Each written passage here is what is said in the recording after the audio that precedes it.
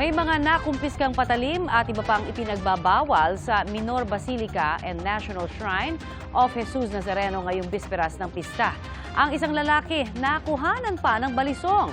Saksi live si Dano Tingkungko. Dano? Connie, kahit nasa Quirino Grandstand pa, ang karamihan sa mga deboto ng Poon ay mahigpit pa rin ang ipinatutupad na seguridad dito sa Quiapo Church para sa inaasahang paglipat dito ng mga deboto.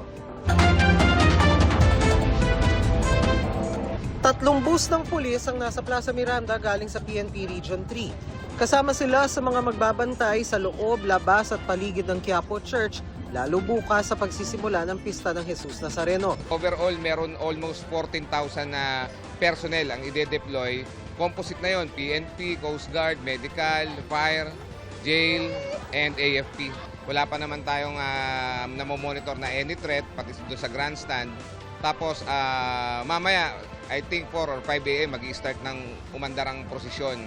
One-way na ang pagpasok sa Quiapo Church sa Villalobos Street papasok ng Plaza Miranda. Dito mahigpit ay pinatutupad na seguridad.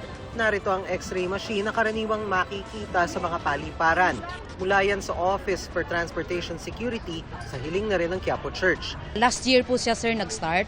Nakipag-coordinate po yung Quiapo Church. Nag-request po sa office namin sa OTS ng assistance po to conduct po ng security screening checkpoint po dito sa Quiapo Church. Before pa mag-start yung ating fiesta, marami nang in-announce na mga bawal. Bawal magdala ng bag, bawal lang may sombrero, bawal lang may hoodies, bawal yung malalaking gamit. Pero talagang may mga nagdadala pa rin. Siguro yan yung mga kababayan natin galing probinsya na gusto magsimba, may mga dalang gamit, hindi nila maiwan, kaya nadadala pa rin dito. Sa buong maghapon, ito ang mga nakumpiska, mga lighter, patalim, gunting at balisong. Tumangging magbigay ng komento ang lalaking ito na nakuhanan ng balisong.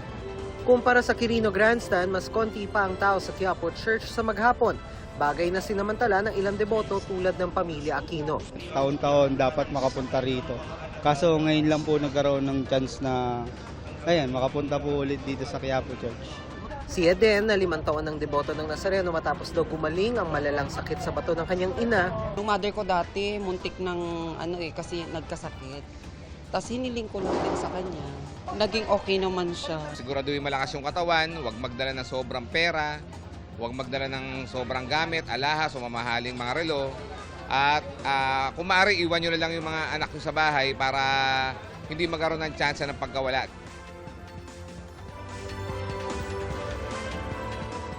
At Connie, tulad sa maghapon, hanggang sa mga oras na ito ay maaliwalas pa rin ang sitwasyon dito sa Quiapo Church kung saan patuloy pa rin isinasagawa ang mga misa kada oras. At para dun sa mga may planong pumunta rito, pakatandaan, one-way pa rin yung papasok dito mula Villalobos papasok ng Plaza Miranda.